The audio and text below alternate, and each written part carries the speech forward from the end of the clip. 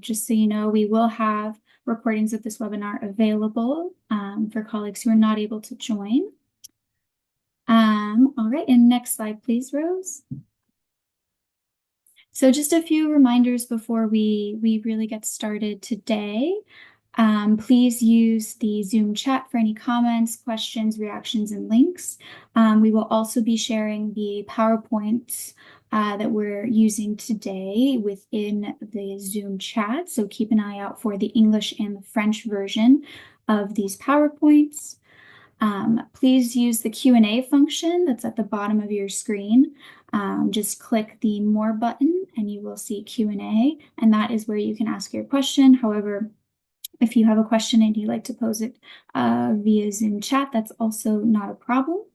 And then to listen to this webinar in English or in French, we do have speakers today who are speaking in both languages. So if you are not comfortable listening fully in English or fully in French, please go ahead and use the translation button that's also at the bottom of your screen. It should say interpretation, and it has a circular icon. Just click that and connect to the channel of your preference.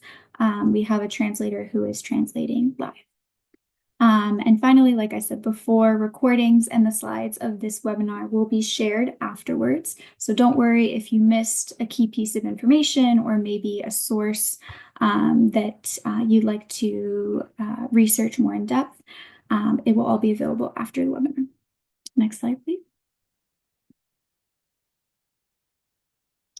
So just a little bit of background if you're new to this dialogue series and this happens to be your first one. My name is Zoe Jafflin. I'm part of IUCN's Climate Change and Energy Transition team, and that is the team that manages the NAbSA project, or Nature-Based Solutions for Climate Adaptation, Monitoring and Impact Evaluation. So we've obviously shortened the name to NAbSA to make it flow better on the tongue. And we are part of Canada's Partnering for Climate Community and Nature Positive Community. So that means we are one of the many projects that Canada has financed on nature-based solutions for climate adaptation. And so our overall goal as NAbSA is to improve climate resilience and reduce poverty in Sub-Saharan Africa specifically. And we do this through the three bullet points that you can see on your screen. And essentially in working with the projects that are also part of Partnering for Climate, we noticed a need for wanting to share lessons and wanting to have exchanges with other professionals in this space and really learn and hear from others on what they're doing and just overall share our knowledge for a better world. So we started this NAbSA Dialogue series so that we invite people from the Partnering for Climate community as well as experts outside of the community to share their lessons, their projects, and their overall recommendations on certain topics. So next slide, please, Rose. So over the past few months, we've had different topics on every month on different things such as biodiversity, ecosystems, gender, urban resilience, coastal communities. We've really had a range of thematics that we've covered, and we're finally closing out with this financing dialogue, so financing nature-based solutions specifically. And I just wanted to highlight that we've shared amazing approaches over the past few months, but none of those things can be available without the investment behind nature-based solutions and the belief that nature-based solutions can work and really address the climate biodiversity nexus that we're all seeing because of climate change. And because of this need to change the way we live on this world. So I wanted to just give a few opening statements on why we've decided to do this on financing specifically, and we've invited a expert panel for you today on really to challenge this topic and to really discuss it. And I also want to acknowledge that we're coming from two COPs. So we've had the CBD COP and we've also had the climate COP. And what was interesting about the climate COP was in terms of financing, there was an agreement, a historic agreement reached to triple the amount of climate finance delivered to developing countries by 300 billion, I believe, annually by 2035. So this is a really huge commitment. And it's really a global recognition of the need that we have to scale up climate action, but also invest in nature-based solutions. And so I want us to ask ourselves when we're here and we're listening to these panelists and to their responses, and as we continue this dialogue, how can we harness some of that momentum that was generated at COP, and channel a good portion of that increased funding towards nature-based solutions? How can we unlock the potential of nature-based solutions in how we adapt to climate change and build resilience and protect biodiversity? And how can we really ensure that financing nature-based solution directly benefits local communities, and aligns with their priorities? So how can we ensure that nature-based solutions are gender responsive, human rights aware and conscious, and promotes equality throughout their implementation? And so, like I said, this dialogue really seeks to explore these questions, and especially with the multifaceted approaches that financing nature-based solutions has. And so we'll discuss that, and as well as the challenges, a few trends in global finance, the potential of public and private partnerships, potential policy frameworks that could be of use, and just ways that we can really ensure that all of that responds to local communities and what they need, and it really just aligns with their priorities. So I wanted to end there, and welcome our panelists. So next slide, please, Rose. So we have 4 panelists for you today, each from different partnering for climate projects. So we have Annick Gaillard-Bayetti, who is from Plan International, representing the COSME project. We have Fabienne and Bernard coming from the Femmes pour Forêt project. And we have Eduardo Carlucci coming from IISD's 3 Partnering for Climate projects. So we're very excited to have them today. And next slide, please, Rose. I'll go ahead and introduce Annick in a bit more detail. Next slide, please. So Annick is an international development expert with over 20 years of experience in gender-responsive climate action and sustainable development. She currently serves as a marine and coastal resilience advisor for Plan International Canada, providing technical advisory on the GAC-funded conservation and sustainable management of marine ecosystems, or COSME, project in Kenya and Tanzania, which integrates NbS, such as mangrove restoration, sustainable seaweed farming, and coastal forest conservation to build equitable, climate-resilient economies in coastal communities, with an emphasis on women's empowerment. Annick's background also includes program development and design, securing multi-million-dollar grants and designing innovative programs for INGOs and private sector partners. Annick holds an MSc in Climate Change and Development and is an active member of IUCN's Commission on Ecosystem Management. So welcome, Annick. Next slide, please. We'll go ahead and introduce our other speakers.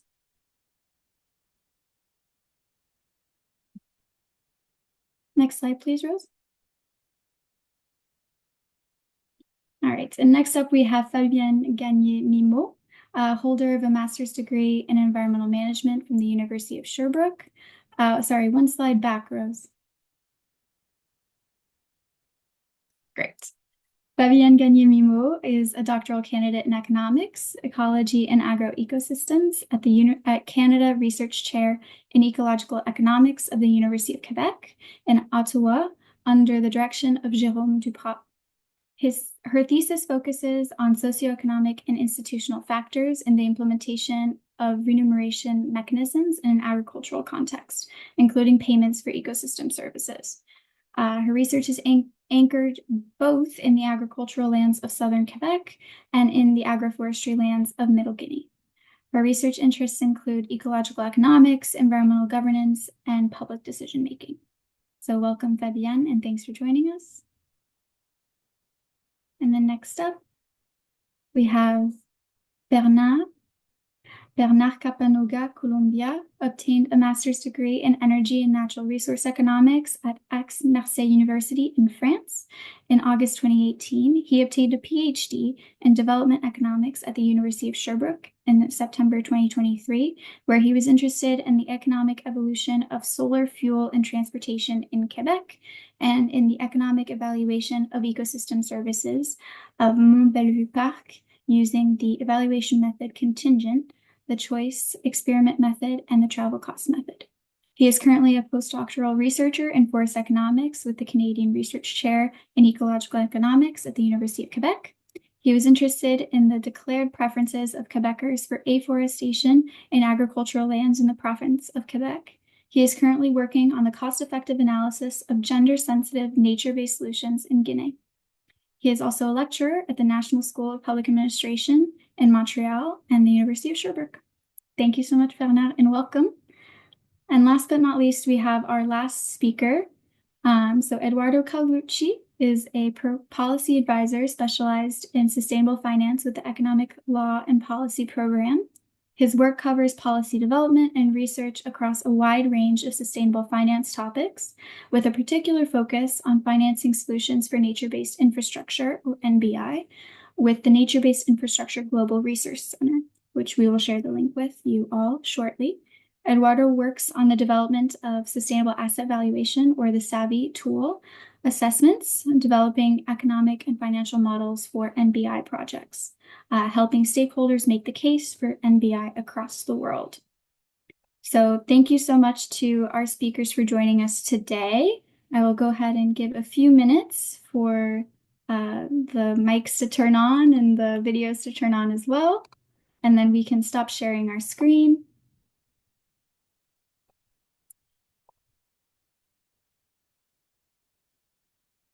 All right.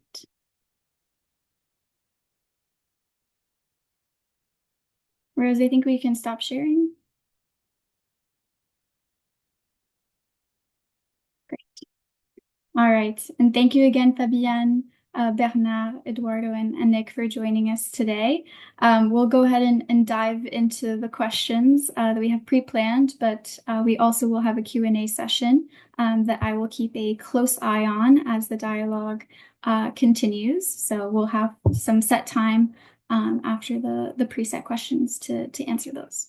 But we'll go ahead and start with the first one. So in a world facing both a climate crisis and a biodiversity crisis, what makes nature-based solutions a compelling investment opportunity right now?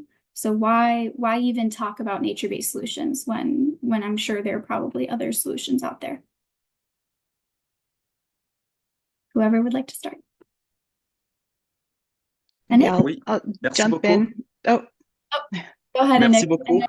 Thank you. Merci. Bonjour à toutes et à tous. Alors, merci pour la question. Alors, les solutions fondées sur la nature représentent une opportunité d'investissement particulièrement intéressante aujourd'hui quand nous parlons dans un contexte de crise climatique et de biodiversité. Notamment, elles jouent un rôle vraiment clé dans la réduction des risques climatiques. En exemple, certaines solutions fondées sur la nature comme l'agroforesterie, la réforestation, la restauration des écosystèmes, la gestion des forêts offrent des avantages vraiment directs pour l'atténuation et l'adaptation au changement climatique. OK? Et par exemple, nous pourrons remarquer que les forêts et puis les mangroves agissent comme des puits de carbone en séquestrant du carbone. Ils peuvent aussi favoriser la pollinisation par certains insectes bénéfiques et améliorer la biodiversité. Et aussi, elle joue un rôle clé précisément dans la biodiversité dans la mesure où elle permet en fait de pouvoir restaurer les habitats naturels donc des animaux, OK? Et préserve aussi cette biodiversité-là. Et un exemple, investir dans la réforestation des écosystèmes va contribuer vraiment à améliorer la biodiversité tout en soutenant des secteurs économiques dépendants de la biodiversité, tout comme l'agriculture, par exemple, dont beaucoup de pays en développement, dont leur économie dépend principalement de l'agriculture. On peut aussi parler, par exemple, de l'écotourisme, de la pêche et de la santé. Et on peut regarder aussi souvent dans le domaine de la santé, certains produits pharmaceutiques sont issus justement des produits issus de la biodiversité, notamment des produits sur la lutte contre le cancer, par exemple. Donc, voici autant d'exemples qui sont vraiment importants pour investir vraiment dans les solutions fondées sur la nature. Hormis cela, sur le volet économique, elles procurent justement des rendements économiques durables. Par exemple, elles peuvent offrir des rendements à long terme dans la mesure elle va permettre la création d'emplois justement dans le domaine. Et nous pouvons constater d'ailleurs que ces dernières années, il y a eu vraiment beaucoup d'emplois qui ont été créés dans le domaine justement des solutions fondées sur la nature. Et ça va permettre éventuellement de générer des revenus tout en réduisant les pratiques agricoles intensives qui nuisent à l'environnement. Donc, et les entreprises justement qui investissent dans les solutions fondées sur la nature peuvent profiter de nouveaux marchés émergents comme les crédits carbone, comme des compensations environnementales par exemple.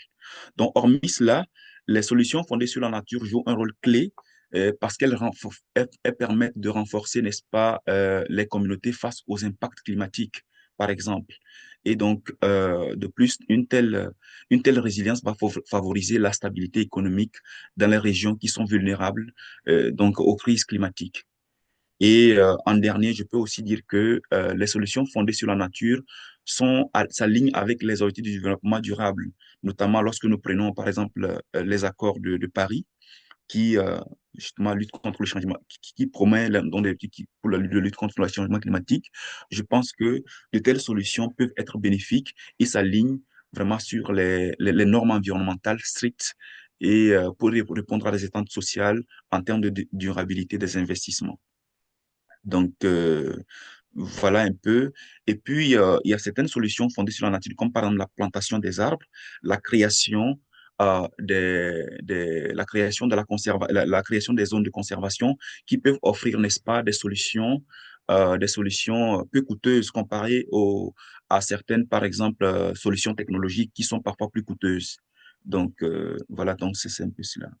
Et je crois que dans un contexte climatique, donc les solutions fondées sur la nature offrent une réponse vraiment intégrée en créant des solutions bénéfiques pour l'environnement, tout en permettant aux investisseurs notamment de réaliser des bénéfices à long terme.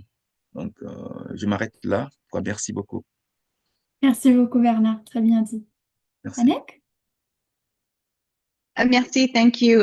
So just to add, obviously Bernard covered on sort of some of the key points. Maybe I would just add to, you know, the triple crisis, I suppose, that we're dealing with in terms of climate, biodiversity, which I think Bernard covered well, but also touching a bit more on the social aspect, specifically around social equity. And so, you know, we touched on the SDGs and the development frameworks, but in particular, how can NbS advance social equity, specifically in the project that we're working on in Kenya and in Tanzania, the Cosmic Project, looking at gender equality and empowerment of women. So, you know, we know that healthy ecosystems brought about by, you know, work in NbS preserve species, they help with climate, but they also provide essential services to communities upon which, you know, these communities depend. And so we're working with women's groups heavily in the Cosmic Project through the three nature-based solutions that we're deploying. One is sustainable seaweed farming, the other is coastal forest conservation, and the third is mangrove restorations, to see how women can take on leadership roles in natural resource management. So they are at the forefront of both climate and biodiversity crises, but they can also be at the fore in terms of taking leadership roles in these critical areas. So, you know, how can we support women in exploring new economic opportunities that build their resilience, whether that's in seaweed farming, for example, or through economic opportunities through mangrove restoration, you know, with opportunities that can help them diversify their income, which in turn then builds their resilience. So I just wanted to add that, you know, the holistic approach or solution that NbS brings also critically involves aspects of social equity and gender empowerment and gender equality, which in their whole build resilience of communities, individuals themselves, but then also ecosystems as well. So I just wanted to add that to Bernard's comprehensive overview of why to invest. And I think what's leaving us, you know, and we can, I'm sure, discuss this together, is how do we do a better job of conveying these benefits, this sort of triple opportunity to investors. There's a great evidence base now, I think, that's building thanks to our collective work and the convening power of organizations like IUCN through this project.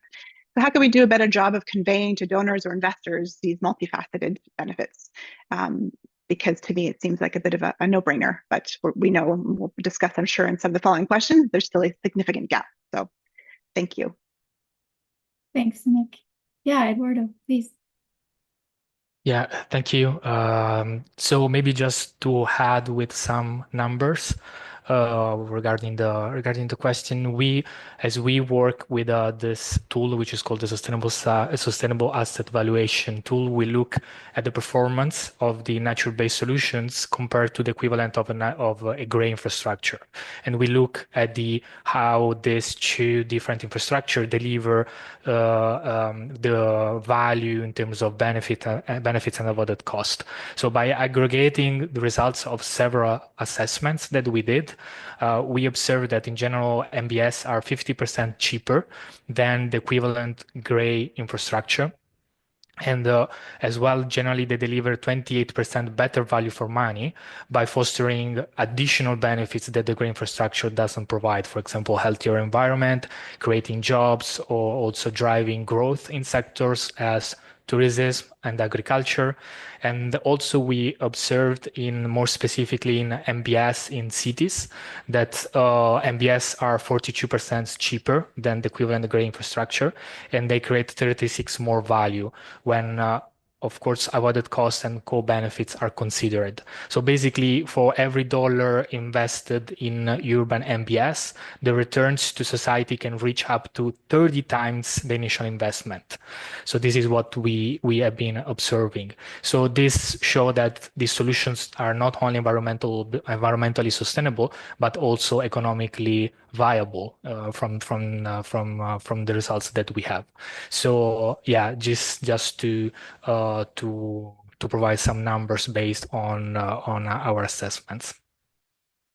Much appreciated for those numbers, Eduardo. Wow.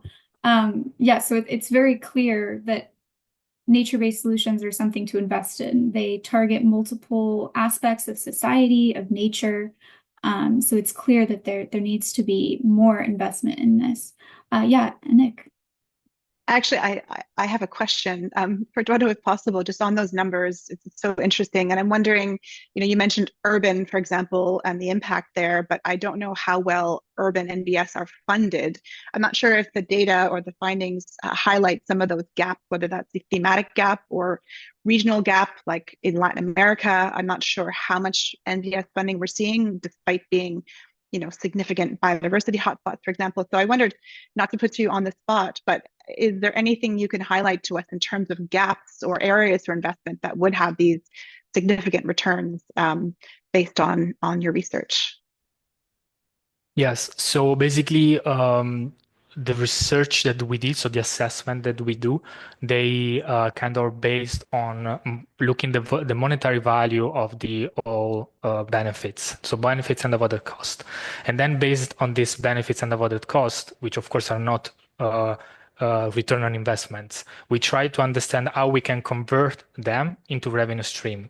And basically, we try to see how this specific instrument for each specific benefit can be used to generate a revenue stream. So for like when it comes to NbS in cities or urban NbS, it's a little bit tricky. It depends. It really linked to the municipality as well, and sometimes it can be linked with some tax from some added tax revenues that can be plugged in, or also if we're talking, it also depends on the type of project, of course, with carbon credits or like different type of by monetizing the carbon sequestration. So it really depends on the project. And for the moment, what we have been trying to look at specific cases, but not on a very large spectrum how this can be financed. But each different project needs different type of solutions, of course.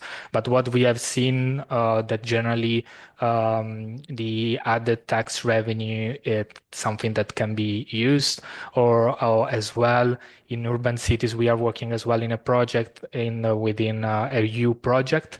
So there are tax advantages that can be provided to actually conserve and restore certain area from the tourist sector. So the tourist sector can have some tax advantages to actually if take care of the public land around the infrastructure.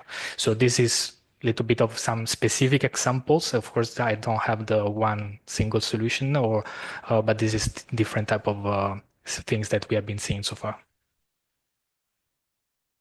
That was a great question, Anik, and thank you for it, and thank you for your response, Eduardo. We're already getting chat messages for requests to share this research and to a question on if it's been published. So if we'll be happy to share those materials, and we can coordinate Eduardo on those links.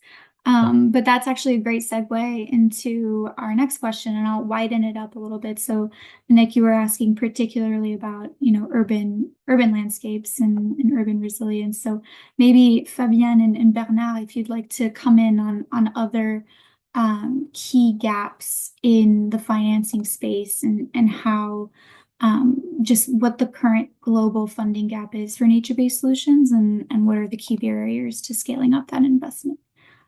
So Bernard or Fabienne, go ahead.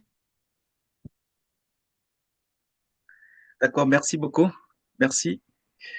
Alors, c'est vraiment une question très cruciale hein, dans les SFN, parce que quand je regarde un peu certaines études qui ont été publiées, le déficit de financement mondial hein, pour les solutions fondées sur la nature sont estimés entre 500 à 800, à 800 milliards de dollars par an d'ici 2030. OK. Cela reflète que ce déficit reflète un écart important entre, n'est-ce pas, les besoins financiers pour préserver et protéger la biodiversité et les fonds qui sont actuellement disponibles pour améliorer cette biodiversité qui s'élève environ à peu près à 133 milliards de dollars par an, donc principalement issus des deniers publics.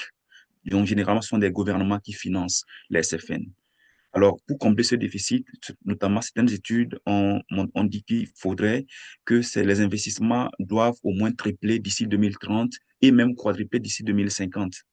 Voilà. Maintenant, quels sont les principaux obstacles à l'augmentation donc des investissements dans les SFN? Alors, comme premier obstacle, nous pouvons parler de la dépendance excessive des deniers publics. Pourquoi? Parce qu'actuellement, selon certaines études, environ 86% des investissements dans les SFN, dans les solutions fondées sur la nature, proviennent uniquement que des gouvernements. Donc, ce qui fait que le secteur privé est encore, je ne dirais pas inactif, mais peu mobilisé, bien que les entreprises aient un intérêt particulier pour la protection et la préservation des ressources naturelles dont elles dépendent elles-mêmes. Et comme de second obstacle, principal obstacle, on pourrait parler aussi des subventions qui sont parfois nuisibles à l'environnement. Par exemple, chaque année, euh, il y a plusieurs milliards, plus de 542 milliards de dollars qui sont consacrés aux subventions agricoles, qui sont parfois intensives et qui nuisent, n'est-ce pas, à la dégradation environnementale. Donc, ces fonds, par exemple, pourraient être réorientés vers des pratiques environnementales durables. OK? Et troisième obstacle, je peux énumérer par exemple le manque d'incitatifs. Parce que généralement, il y a un manque ou une absence d'outils, ou du moins une appropriation d'outils financiers. Par exemple, les mécanismes d'investissement tels que les obligations vertes, comme les compensations, sont encore sous-utilisés dans les SFN. Donc, une meilleure structuration et une normalisation de ces outils-là serait nécessaire vraiment pour pouvoir attirer voilà, les investisseurs. Et aussi, souvent, certains investisseurs privés sont réticents justement à l'idée d'investir justement dans les SFN. Pourquoi? Parce qu'il y a un manque de clarté sur le rendement financier des projets basés sur la nature qui freine l'engagement du secteur financier. Donc, c'est un peu cela.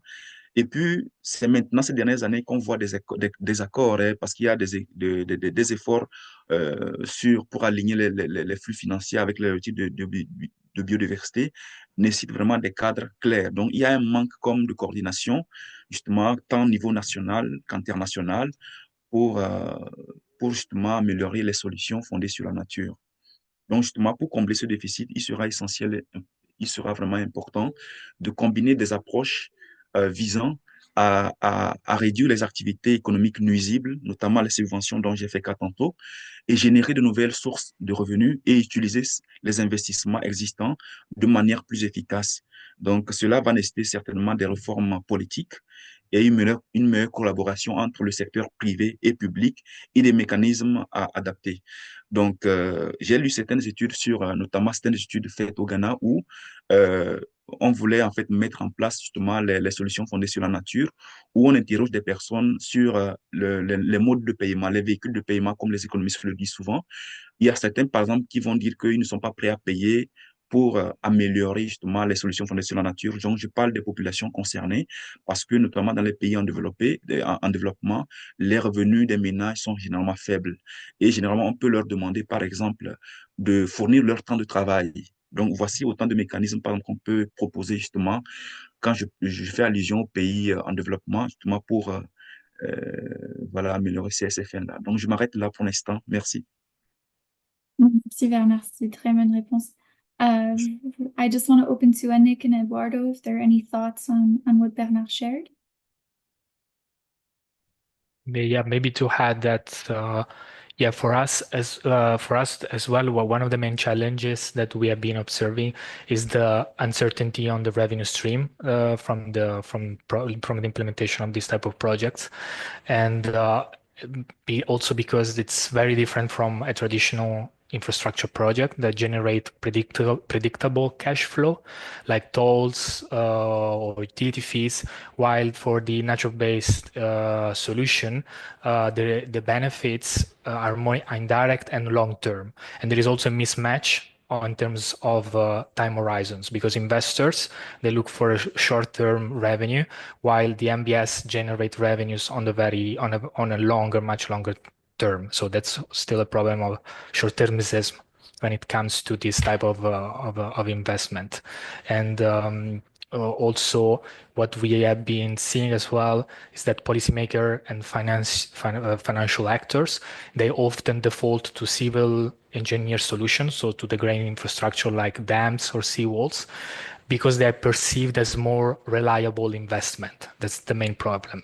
So these projects have a proven track record with predictable cost revenues that can be monitored also and reported with certainty, while but these overlook the long-term sustainability and the co-benefits generated by the NbS. So that's the main problem, and that's why we advocate for an integrated cost-benefits analysis that can take this into account, the long-term sustainability of the project. Thanks, Eduardo. Any thoughts, Annick or Fabienne, to add? Otherwise, that brings me to my third question, a perfect segue. So, all right. So yeah, Eduardo, you noted there's a perceived due diligence and perceived risk with nature-based solutions, and so my second question is really on how we can better quantify. So with better measurement tools and indicators, and Eduardo, that's something you do with Savvy tool, I know. And how can we communicate those economic, social, and environmental benefits of NbS to attract those diverse stakeholders and investors, especially when there is this perception of oh, it's maybe it's cheaper when it's not, or maybe it's more reliable when it in reality it's not sustainable. So how can we better measure and communicate those results? Yes, so that's very important question because indeed the main aspect of this type of project is the delivery of benefits that are economical, environmental, and societal benefits.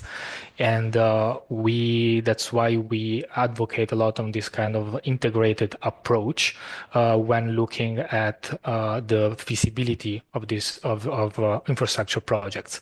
And therefore, within our methodology, we look at the monetary value of each benefit and each avoided cost. So in order to provide to investors and policymakers the value, the determined value of the ecosystem services and what can be actually positive for the society as a whole. Also going a little bit further than that, a way to present these results is using the usual indicators, so like BCR, the benefits to cost ratio, net present value, that integrates this value, that integrates the value of the benefits and the avoided cost, but also to show how these benefits that are not only an economic assessment. It goes further. These benefits can be converted into revenue streams, and this can be done through specific instruments. Of course, different projects have different type of solutions, but to make it a simple example, carbon credits can be the value of carbon sequestration can be converted into revenue stream through carbon credits, for example. Also, there are solutions like outcome-based financing, where actually each benefit can be sold to a beneficiary, like specific, for example, specific benefits linked to a river restoration. So the water quality, for example, can be sold to the water utility, because instead of investing of more expensive technologies, can actually benefit from the natural-based solutions. So these are new type of instruments that are raising recently. They're becoming more and more implemented, and that's how to make a business case or an investment case for NbS, and we believe that this can be a good approach in certain cases. Thanks, Eduardo. And Nick? Thank you. That's so interesting, and I'm realizing how far some of our development projects are from using these types of tools and measurement frameworks. I can speak to COSME again as an example of where we really struggled at the design stage on how we're going to measure and show impact across these, previously much more siloed interventions. So climate resilience, climate adaptation, we get. Gender equality, we get. Economic empowerment, we get. But bringing those together was a real challenge. And so we did look to develop an index specifically for the project, which is quite interesting, which at the very least, it does not go as far as what Eduardo was describing in terms of showing the true kind of return on investment and the cost benefit. So it'd be very interesting to know how we can sort of incorporate that into, future project designs. But at the very least, it attempts to draw from kind of standardized metrics across those three dimensions and bring them together into one. So it does evaluate, reductions in vulnerability to climate risks. It does look at participation, especially in women and marginalized groups. It does look certainly at environmental outcomes in terms of biodiversity gains. But it was certainly something that was it was something that we had to come up with, to an extent on our own. And so it'd be great to see how these new tools and new means of measurement can be more formalized and shared out, and definitely have that more like return of investment. And, one piece that's always missing is, the cost of doing nothing, or the cost of business as usual. How do we incorporate that into the metrics, right, of our projects to better speak the language, I suppose, of investors. And then the other piece to it, I think you mentioned, is how do we convey then the messaging, right? What's the best means of messaging? How do we align this with investors, in particular private investors who perhaps speak a different language to a degree? And so, that's the piece we're still trying to figure out as well. How do we focus on sort of the marketable benefits that speak to business language versus development language? So we're still working on that. But one piece that we are doing, which has at least resonated well with some of our private corporate donors, is around impact case studies. So we're definitely putting a big emphasis on case studies, human impact stories. I think that has been something that has resonated with potential investors and funders, where people can hear firsthand, what are the tangible outcomes and how, these are testimonials from people who've really had their lives changed. And so that's one way we found to kind of message or tailor the messaging. But certainly, I think we need to do more to better speak kind of the business language and to incorporate some of the things that Eduardo was mentioning just around, cost benefit analyses and economic returns. Thank you so much, Nick, and fully agreed. The storytelling component is really important for a diverse amount of donors and funders. But yeah, impact case studies, storytelling is really key to showcase the work that we do. So full agreement there. Fabienne? Oui, juste pour terminer rapidement, là, je pense que les points apportés par Eduardo et Annick sont vraiment pertinents. Puis ça résonne beaucoup avec la réalité de notre projet Femmes Pro Forêt. Je pense que d'un côté, on a des méthodes de quantification qui sont très solides, qu'on est apte à mettre de l'avant. Mais le développement des indicateurs standardisés, c'est quand même un travail de longue haleine dans lequel on doit se pencher.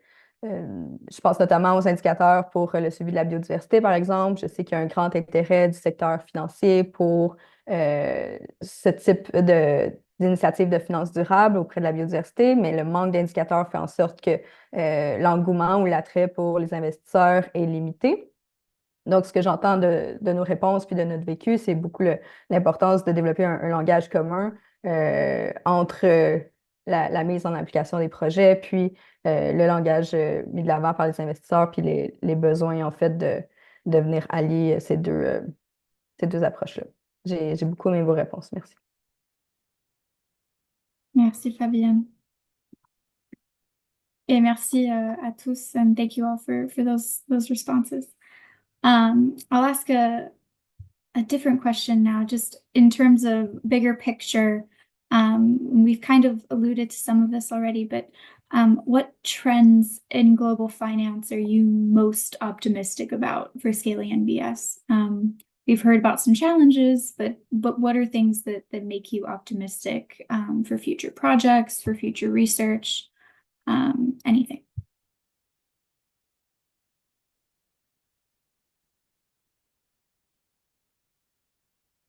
Selfishly, working in the kind of coastal marine space definitely, links with blue economy and, oceans. To me, that's something that looks like it's, an area of investment. And again, coming back to like a no-brainer type approach. So that's encouraging. And I think even coming out of the recent COPs, there's some very interesting opportunities there as well. So for me, being able to take the work we're doing in the COSME project and expanding that down the coast into different countries and different contexts would be very interesting. So seeing a renewed interest in sort of coastal marine investment in NbS is exciting for me. Thanks, Nick. Maybe just to add in terms of instruments and frameworks, regulatory frameworks. So in terms of instruments, we are observing that there is very much of interest on results-based financing. That's coming up as gaining traction, and about also the idea of creating, as I was saying before, the revenue stream that help to make the project financially viable. And we have been researching a lot on this topic as well. So how to align the financial incentives with environmental impacts to attract then private capital. So there are different type of actors in there that they're doing a really good job. For example, one example is the Forest Resilience Bond that provide upfront funding for projects like forest restorations, and the beneficiaries like water utilities or municipalities, they make these contracted payments for the service that they receive. So it's a way of actually creating a revenue from the ecosystem services. Like, okay, doesn't sound very very good saying creating a revenue from ecosystem services, but the idea is that it's able to create this cash flow to finance the project. That's the important thing. And Also, there is the adaptation benefits mechanism developed from the African Development Bank. So there are different instruments that take into account the benefits that are generated by the nature-based solutions as a potential way to finance the project.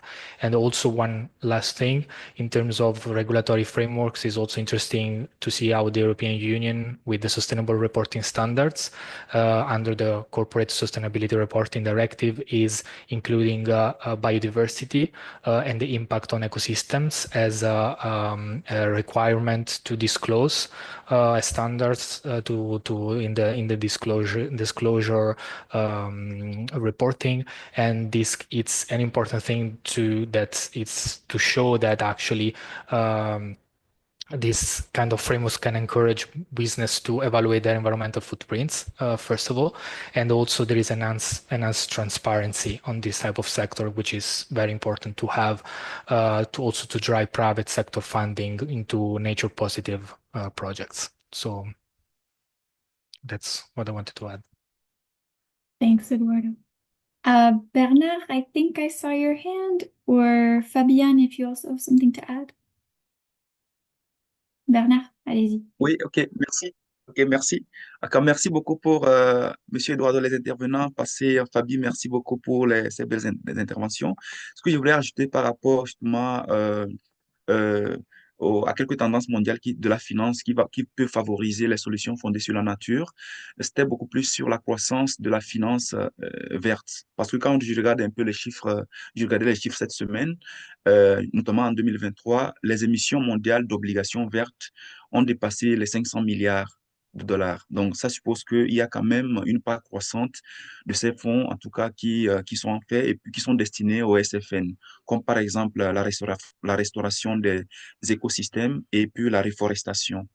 Et en plus de cela, les institutions comme le Fonds vert pour le climat qui est en Corée du Sud, la Banque mondiale, et sont des institutions en tout cas qui financent beaucoup de projets en Afrique, intégrant les SFN, notamment les projets en développement, pour les pays en développement.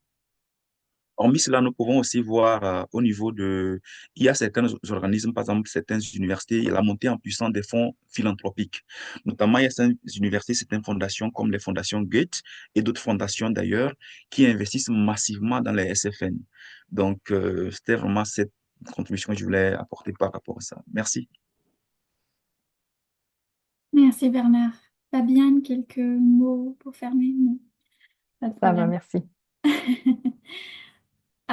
So thank you, speakers, for answering this question. And I noticed as well, Eduardo, you mentioned the role that the EU has and their steps towards the question that I asked in global finance. And then Bernard, you mentioned the World Bank in South Korea and their efforts. So my question now is, what role should governments play in catalyzing this private investment for nature-based solutions? Yeah, I'll leave it there. I think it's pretty clear. Merci pour la question. Je me permets de commencer. Allez-y. Je pense que le gouvernement ou les gouvernements ont un important rôle d'influence sur leur territoire.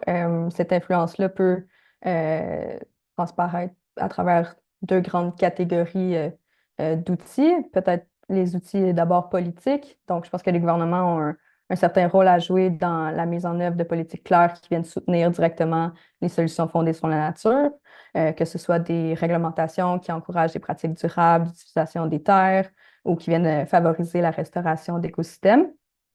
On pourrait aussi penser à la mise en place de normes qui ciblent des secteurs d'activité précis, qui visent le soutien de solutions fondées sur la nature, par exemple. Dans le cadre de notre projet Femmes Pro Forêt, on s'intéresse notamment là, aux interactions institutionnelles qui influencent les dynamiques dans la zone d'intervention. On mène d'ailleurs une analyse institutionnelle qui vient se pencher sur les règles et les différents cadres qui viennent régir la gestion puis l'utilisation des ressources naturelles tant au niveau national et local. Je pense que c'est des éléments qu'il faut prendre en compte quand on parle d'investissement. Les investissements viennent s'insérer dans un écosystème beaucoup plus complexe qu'on pourrait le croire au prime abord.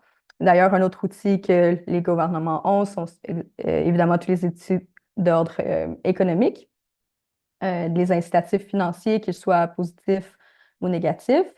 Si on parle des outils plus positifs, on pense évidemment à toutes les subventions, aux allègements fiscaux, aux aides financières qui peuvent être attribuées aux entreprises privées ou aux communautés qui font des efforts dans le cadre des solutions fondées sur la nature. On peut aussi penser à des mécanismes de rétribution qui peuvent être créés pour tout ce qui touche au crédit carbone ou autres types de crédits environnementaux développés ou à développer, qui peuvent être monétisés par les entreprises de différentes façons, comme on a parlé dans les questions précédentes, là. Je pense que le langage ici de financier sera important à intégrer. Puis sinon, pour terminer, il y a aussi l'aspect de tous les partenariats publics-privés qui peuvent être grandement facilitants pour catalyser ces investissements-là. Donc, en encourageant la collaboration entre le secteur public, les entreprises privées, mais aussi les organisations non gouvernementales, on peut partager les ressources, les connaissances et rendre les infrastructures des projets, notamment plus solides en termes d'avancées sur les solutions fondées sur la nature. Merci. Merci, Fabienne. Eduardo, Nick, Bernard, any additions? Yeah, maybe just to add on the link between public procurement and NbS, because we believe that it's an important aspect that sometimes it's overlooked, because public procurement can play a critical role in the process of investing in NbS, but public procurers often lack of the specific guidance that they need to navigate a complex system as integrating standards that look at NbS aspects. So in general, there is a need for tools that align with the legal frameworks and provide a clear methodology of evaluating this type of projects. So basically, without this kind of tools, the authorities, they struggle to incorporate NbS into their procurement strategies. And we have been observing that one of fundamental issues is that there is a lack of clear definitions and political commitments around the NbS in this sphere, in this specific topic.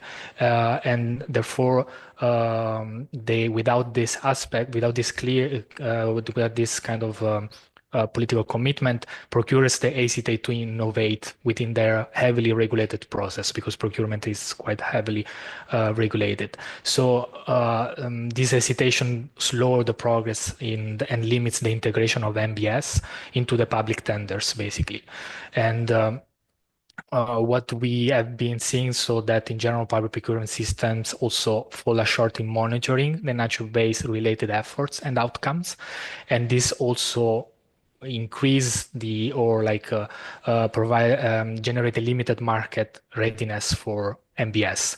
So generating low competition for public tenders, and which is a major concern for the authority. So this is one of the aspects that I believe that it's important as well. And even if there are some reports, like the European Investment Bank is published a report on the refined procurement strategies that integrate NbS. And also there is a report from the Commission on Nature Conservancy on how to better integrate NbS criteria into procurement actions and tenders. Thank you, Eduardo. Any additions? Maybe we can move on to our last question then. And it kind of coincides with some of the comments that we got in the chat. But finally, we've been talking about a lot of different steps that we can take, but none of that really has as much of an impact as it can without engagement with local communities. So how do we ensure that financing NbS directly benefits these communities? How can they get involved in that process? And how can our actions better align with their priorities? Nick? Thanks, Zoe. two things come to mind for me. The first is around, we've been speaking quite a bit about financing mechanisms and tools, and even, you know, the Partnering for Climate call that we're all involved in. You know, these were financing opportunities that were available to, not to, but through, you know, Canadian-based or internationally based organizations, with the assumption, of course, that we all have strong footprints in country and connections with communities, which is critical. But what I'm interested in and excited by is seeing new funding opportunities that are coming about from, you know, institutional donors, UK government, others that are prioritizing grants that are accessible to communities, so community-based grants, so targeted in smaller amounts to community-based projects or in-country organizations, local communities, that also come with it a strong focus on capacity building, so not just delivering, you know, activities that are obviously most pertinent to these communities, but also provide the capacity building aspects, whether it's technical, whether it's, you know, financial management and others, often these big gaps that don't allow these organizations or these groups to access larger amounts of money because there's perceived risk around financial management, et cetera. So to me, that's one really interesting and critical. It sort of links back up to you know, positive trends or things like this. You know, how can governments take a step out of their sort of high risk aversion and perhaps even you know, private investors as well, to invest directly with these communities who know their issues, who know their solutions, who've been managing the changes the most and the best over this period of time. So that's one aspect where I think that you know, a lot more work can be done to ensure that financing directly benefits and impacts local communities and is directly aligned with their needs.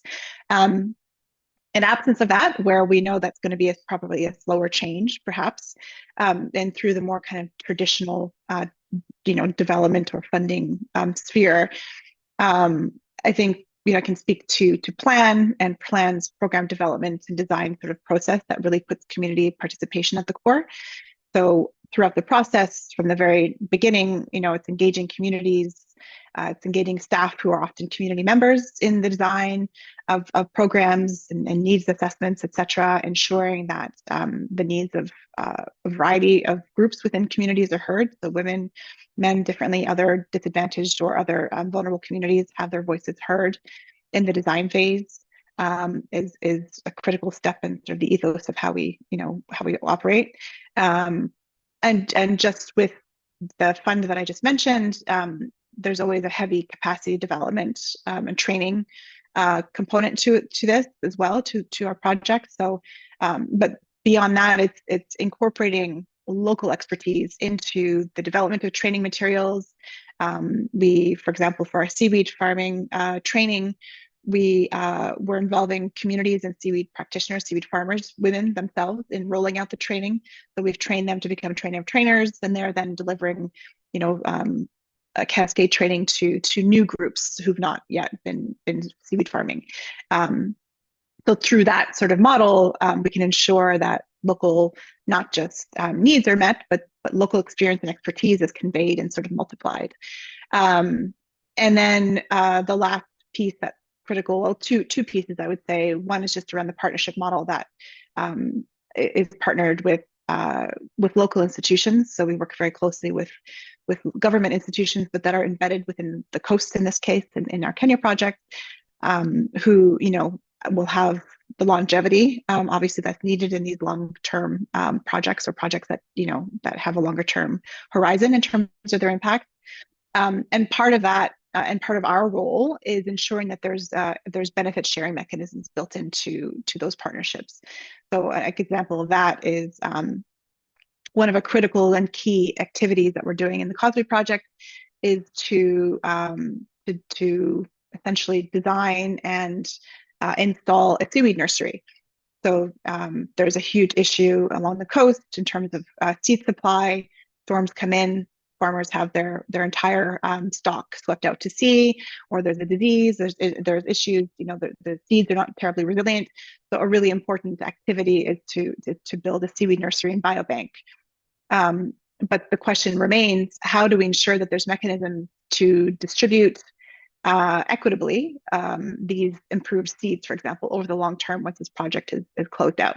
So big part of our work with these government-based institutions is ensuring that there is that benefit sharing mechanism built into the MOUs, and MOUs are equally signed with county level governments as well. So that again continues on beyond our involvement in the project. So just wanted to share that from my perspective and from the perspective of the Cosmic Project. Thanks, Annick. Fabienne? Oui, merci beaucoup, Annick, pour la réponse. J'ai beaucoup aimé ton partage. Je pense qu'on pourrait échanger longtemps sur cette question-là ensemble. Je vais essayer d'ajouter un peu sans répéter, évidemment.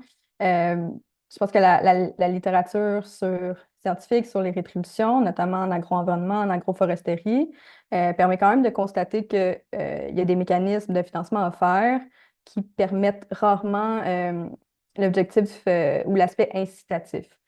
Souvent, les mécanismes qui sont offerts, ils ne vont pas inciter le changement ou inciter la participation. Beaucoup de mécanismes mis en place, notamment par le gouvernement ou les gouvernements dont la participation est volontaire, vont avoir des résultats limités en raison de la participation limitée des communautés qui sont visées par ces initiatives-là. Ces limites de déploiement peuvent s'expliquer, un peu comme Annick l'a expliqué, par le fait que les mécanismes de financement développés répondent pas nécessairement aux besoins, aux valeurs ou aux objectifs des communautés interpellées par ces initiatives-là. En ce sens, je pense que la question est intéressante, mais si on y réfléchit à l'envers, donc moi, je me permets qu'on se demande c'est quoi les priorités des communautés locales et comment le financement des SFN peuvent contribuer à ces priorités-là. Donc, je pense que c'est peut-être une erreur qu'on fait souvent dans le financement des SFN ou de d'autres mécanismes de rétribution au sens plus large, c'est de vouloir déjà répondre à un problème à l'échelle plus macro, plus nationale, sans nécessairement de voir les priorités d'action qui sont déjà établies à l'échelle locale, qui pourraient permettre d'atteindre ces mêmes objectifs-là à l'échelle nationale. Donc, il faut être conscient du contexte socio-économique ou culturel dans lequel on vient implémenter un mécanisme de financement, au-delà des politiques ou des objectifs nationaux que ce mécanisme-là vient répondre. Ça peut se faire, comme Annick l'a déjà mentionné, là, par une planification qui est participative avec les membres des communautés locales, puis que la prise de décision des projets de solutions fondées sur la nature inclut dès le départ ces communautés-là. Puis je pense qu'il est intéressant aussi de faire des ateliers de vérification avec la sphère tous les acteurs des parties prenantes, par exemple, pour venir recueillir les différents commentaires, puis les différentes perceptions aussi à l'échelle institutionnelle de ces mécanismes-là. Évidemment, les mécanismes de financement doivent avoir des retombées locales en termes de ressources financières ou autres. Je pense que l'aide n'arrive pas toujours à l'échelle locale. C'est des constats aussi de la littérature quand on pense à certains exemples de programmes qui ont été mis en œuvre, notamment dans le Sud global. Donc, une co-gestion de ces mécanismes-là pourrait être une avenue à réfléchir pour assurer des retombées à l'échelle locale, que ces retombées-là soient à la fois économiques, écologiques et sociales. Merci, Fabienne. We have 3 Q&A questions that I want to make sure we get to, but Eduardo or Bernard, any final additions to this question? Otherwise, we'll go ahead and start our Q&A. All right. Oh. No, just from my side, it was very interesting to listen Fabienne and Annick perspective, and yeah, we totally align on these aspects, and yeah, also one important aspect that we have been seeing is the combination of the traditional knowledge into sustainable system management. That's very important to keep as local communities and indigenous communities. They have been practicing environmental stewardship for millennia. So it's also important to give these aspects, to keep these aspects when we think about implementing NbS and these different type of practices that are a little bit far away from the Western kind of thinking. Thanks, Eduardo.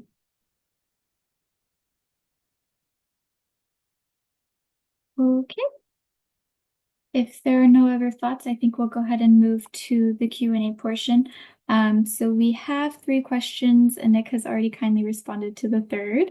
Very, very complex but very valid question from John Sears on, is it offside to ask about the limits of market-based logics to finance responses to climate crisis, logics embedded in neo-colonial, extractive, profit-driven, and capitalist dynamics? A very good question. Nick's already responded, but other speakers, if you'd like to also respond to this question, please go ahead. Or just some thoughts, because it is a complex one. I would actually love to hear Nick's answer, if that's possible. Absolutely. And Nick, if you'd like to Si tu peux answer. partager. Yes. It wasn't an answer other than saying I don't have an answer, but it was more just just saying, agreeing to say, profit or market driven has what has got us here in the first place, right? So is that the solution? It begs the question. But so, I think part of what we talked about earlier in terms of the metrics and the measurement answers that in part in terms of how do we value nature beyond just its extractive or what is its inherent value beyond just its economic value once used or extracted. So I think we're maybe moving the dial a little bit on that question, but what leaves me still really stretching my head is how do we value, I think, again, Eduardo raised it just earlier around how do we value indigenous knowledge? How do we put a price tag on that? Or how do we convey the value of that to an investor in a way that is not in dollars and cents? And I personally have no idea if that exists. If it does, I would be thrilled to learn of it. But yeah, it's the age-old question of how do you put a price tag on something that is priceless, in essence, and if you can't, then I feel it's missed in the equation.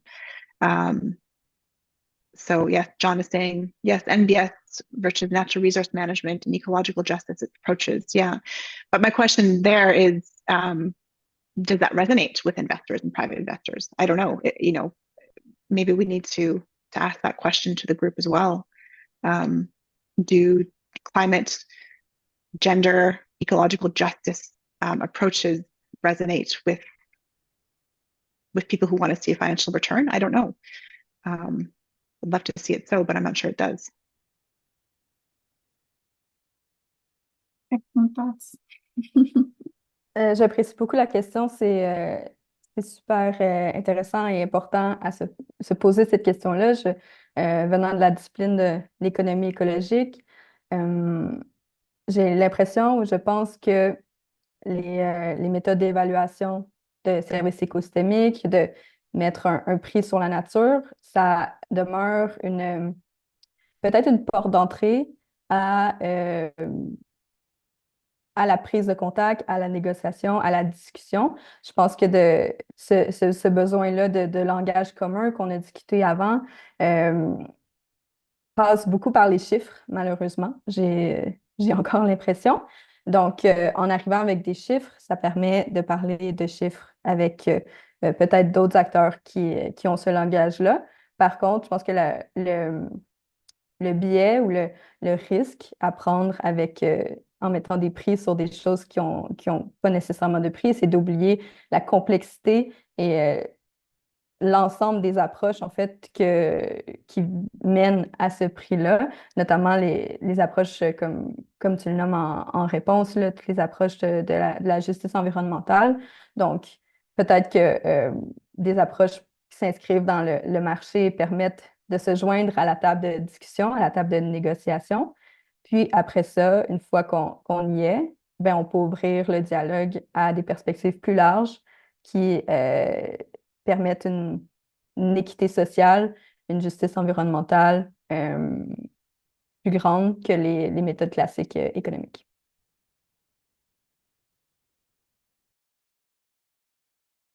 Bernard, des additions?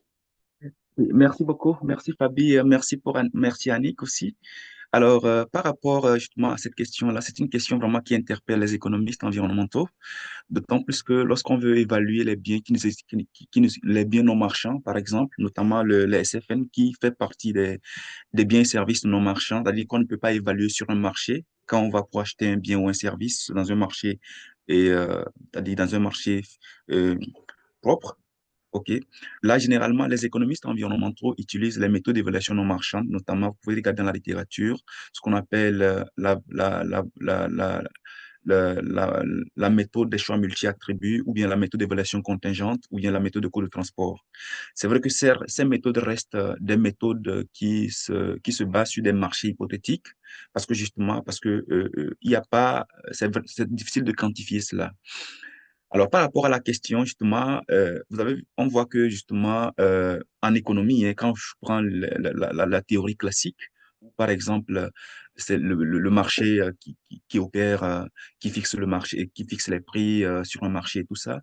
Et justement, lorsqu'il y a distorsion de marché, lorsqu'il y a des distorsions du marché, justement, l'État intervient pour pouvoir réguler et pour fixer un prix, par exemple. Donc, généralement,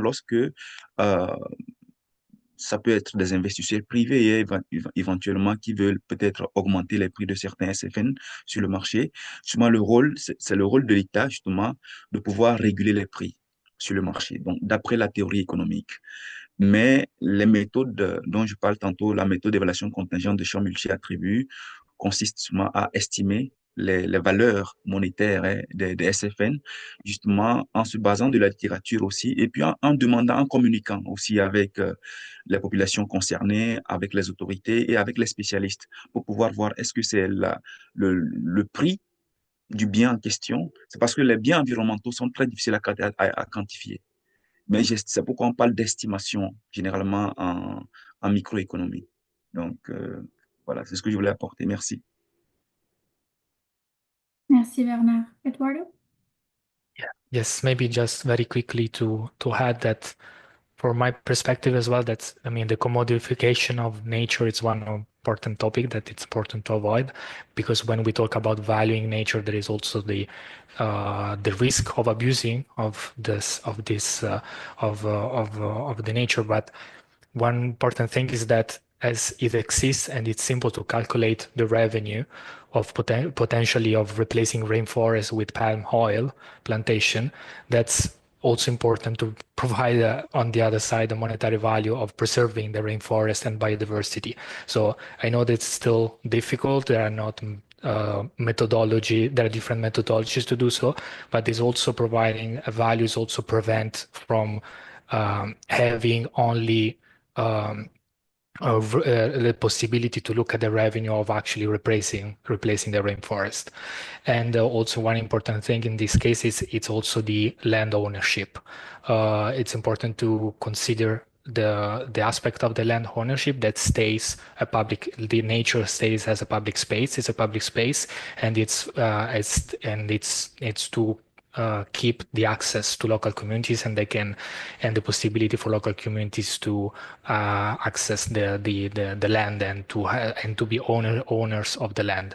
So that's a very important aspect when we also look at the values of an NbS, but there are all other aspects that we need to keep in mind to avoid the misuse of the NbS.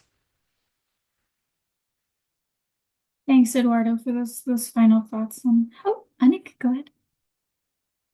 Sorry, I just Eduardo's point made me think of, in terms of land access and this marrying of sorts in a way, this concept of justice and indigenous knowledge, etc. And it just made me think of the very few examples of where land has been granted sort of legal personhood, or ecosystems are recognized under law, and certain rights and protections that come with that. So it was just a very, very interesting aspect of granting rights and value to ecosystems or to land in a way that is not just putting a dollar price tag on it for its sort of extractive value, but more it having an inherent right for what it is. And that does bring into play sort of the topic around Indigenous knowledge and Indigenous rights and use of that land. So not totally connected, but it was just sort of one thing that jumped to mind of the very few examples. I think it was in New Zealand where ecosystems and rivers, et cetera, are granted sort of personhood. So I think we probably need to see more of that, and to have that, have less, perhaps the discussion around, I suppose, how do we design systems that, put a price on nature, but more about how do we integrate, equity and respect for nature into financing frameworks. So perhaps coming at it from a different perspective, from a different way around. Thanks, Anik. And I think all these thoughts, the ones that you just shared, Eduardo, Fabienne, and Bernard as well, address the more reflective question that we got around this same topic from Anja just now on how we change the Western mindset from everything being about markets, right? Where there is, a key argument, Eduardo, like you pointed out, and Bernard as well, where you do have to acknowledge that side of things, but maybe also highlighting just as much the nature, the education, the love that we're trying to preserve as those having intrinsic value. So that's a very well placed reflective question from Anja to kind of leave us there. I do want to acknowledge the other two questions that we have quickly. So one of which on if we have any recommendations for donors, specific funds, or innovative financing approaches, e.g. carbon markets, blended public-private finance, and payments for ecosystem services. And I think we've already touched on this, Eduardo. You mentioned outcome-based funding. That's, I think, is a great recommendation for donors looking to make more of an impact. And yeah, maybe if there's additional thoughts, but I think we've touched on a lot of these recommendations. But I know Fabienne and Bernard, you come from an ecosystem services payments background. So if there's anything specific you both would like to say on this, I'll open now. Je pense que Eduardo avait couvert quand même plusieurs approches, plusieurs idées. Je pense que par exemple, pour les paiements pour services écosystémiques, l'approche basée sur les résultats peut être intéressante aussi.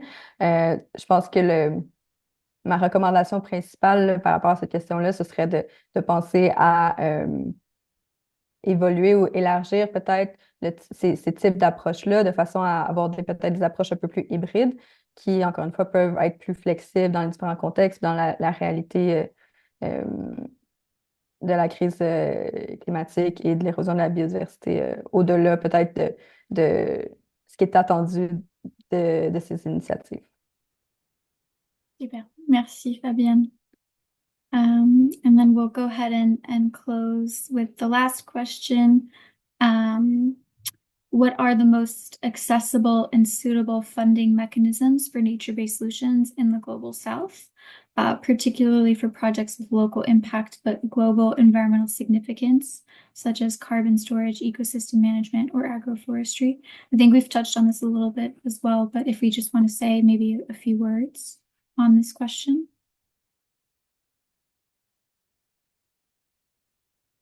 Oui, je peux me lancer, mais Bernard, n'hésite pas à compléter par la suite si tu le souhaites.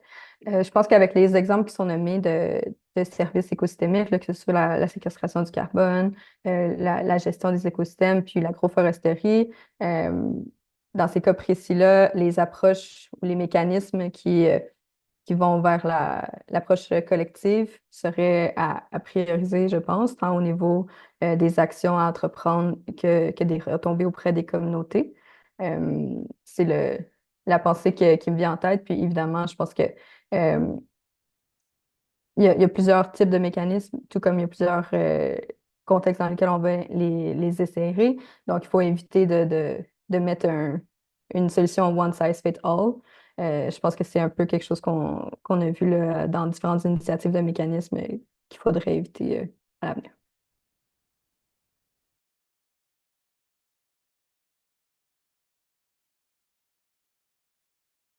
Any other I just gave a plug. I think I posted a link to this initiative that I mentioned, this UK government initiative that's funding local organizations. So 2 sets of grants. So I'm involved in this as well. So I know that the new funding window has just opened. So if there are any local organizations or even private sector organizations or businesses that are interested, the application process, I think, opens up in the new year. So have a look at the website. The last round of funding was just announced, and so you can have a look through the website and see, what types of organizations were funded. And again, this is funding that will go to communities, so through community grants. So led by small to medium and local in-country organizations. So just one example of an interesting and innovative and new funding stream that is specifically for Global South and geared towards local impact and community involvement. Thanks, Anik. All right, if there are no other additions, then I will go ahead and start the final. Oh, yes, Bernard. Merci beaucoup, merci pour les intervenants, merci.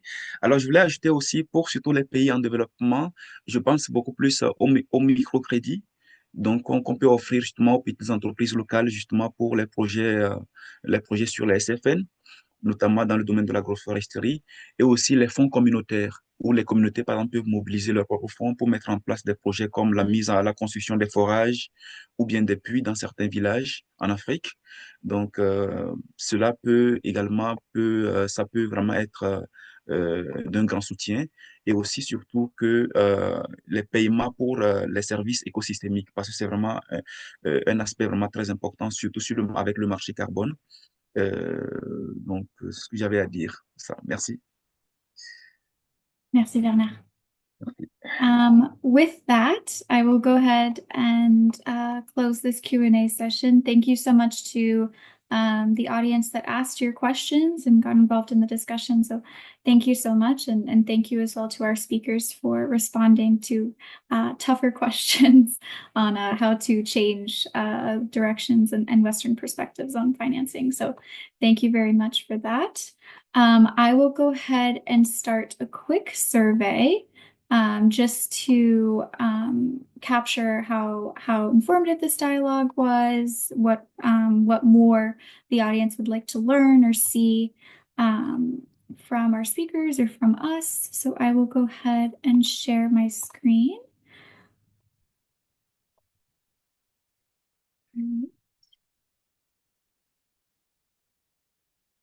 Present. All right, so the access code is right here, and I will go ahead. You can join at menti.com and use this code to go ahead and join this this link. And maybe I can ask Rose or Dorsa, my colleagues at IUCN, to link the survey in the chat if possible.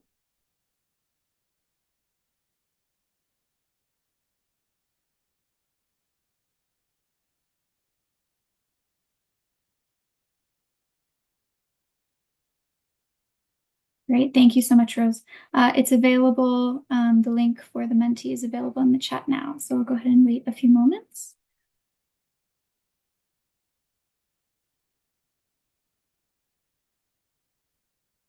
Great. All right. And feel free to join it at any time. You'll be able to participate as we move along. So the first question is, how did you like this dialogue? Comment avez-vous apprécié ce dialogue? Did you find it informative? Were the questions that we asked insightful or spark enough thought? So we have 1, I really appreciated it. 4, I liked it. So 2, really enjoyed it. Great. Positive reviews so far.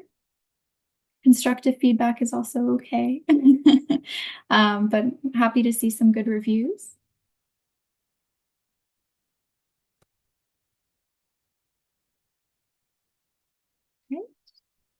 We'll go ahead and move on. Are the resources shared during the session useful? Trouvez-vous les ressources, outils, etc. partagés lors de cette session utile?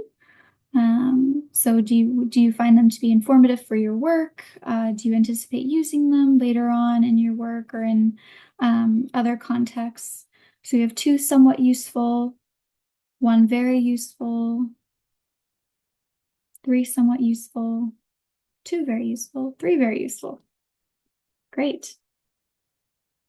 Glad that there is some utility. What additional information would you like to receive on financing topics? Quelle information souhaiteriez-vous recevoir sur des sujets de financement? We can obviously include a lot of the resources that our speakers shared. We've done so a little bit in the chat, but if there's anything else you'd like to see that we can address, funding opportunities, absolutely. And Nick mentioned one as well. Methods for measurement, absolutely. Very important to demonstrate the investments of nature-based solutions. Impact stories on where financing NbS worked well. Direct to communities payment for ecosystem services, specific funding streams, mechanism trends, bonnes pratiques des différents projets dont on pourrait s'inspirer. Absolutely. Presenters should speak with more data rather than in generalities, e.g. figures, number of households, number of acres, percentages. Eduardo did very well here. Innovations and funding opportunities, calls for NbS, évaluation d'impact. Great, all very good responses that we will take into account. So since this is our last dialogue, we just wanted to ask 2 questions to see, how many of our audience has joined us for a while, maybe who's new, and this is the first dialogue. And so we just like to quickly see, how long you've been following us for. Oh wow, there's 4. This is my first dialogue. That's great. Glad you could join us anyway, even if it's the last one. So 1, 2 to 3 dialogues, 1, 4 to 6, 1 to 6 plus. Wow, a loyal follower. And I'm just seeing a chat in or a message in the chat. Are the past webinar recordings still available? Absolutely. They're available on IUCN's YouTube channel. So just type in IUCN YouTube and you'll be able to see past recordings from that. And in the follow-up email that I'll send to attendees who attended today, I'll include the links for today's session as well as the link to the channel directly. But it's very easy to find, and they're all called NAbSA Dialogues. So common name. Great. Thank you all. And then last but not least, what is one word you would use to describe this dialogue series? Quel mot utiliserez-vous pour décrire cette série de dialogues? One last question.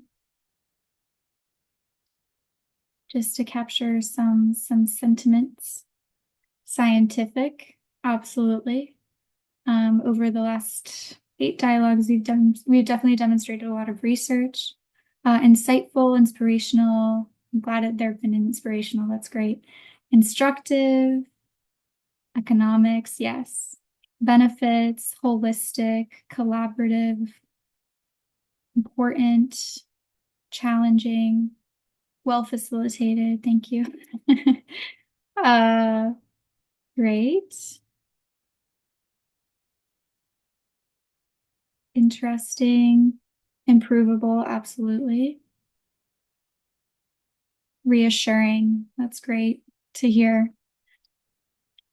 In our field, we often see a lot of sad stories, so I'm glad that these dialogues can be reassuring. Instructif et scientifique, yes. Great. Nature, absolutely. Sustainable. Economic evaluation. All right. I will stop it there. That is our last question, but I did want to say if there are any other comments or questions that maybe we didn't ask, feel free to drop them here. But otherwise, this Mentee is concluded. So wait just a few moments.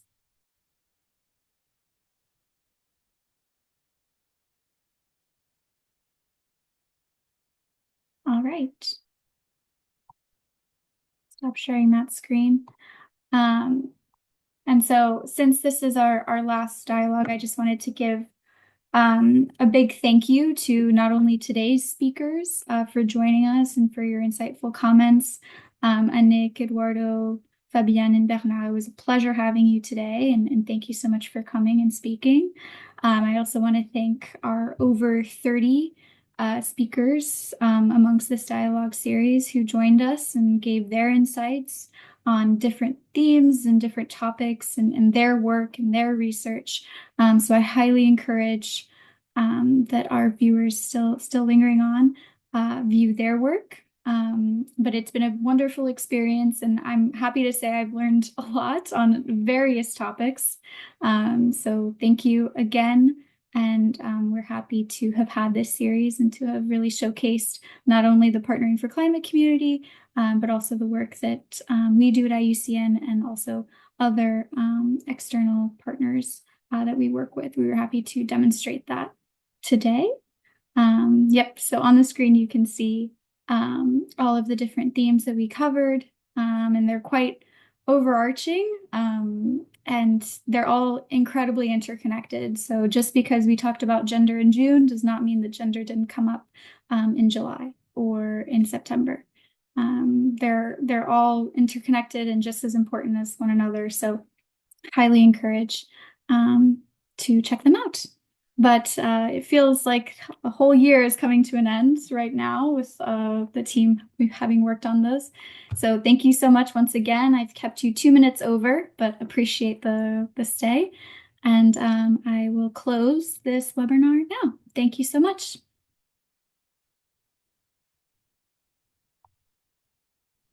Thank you, everyone.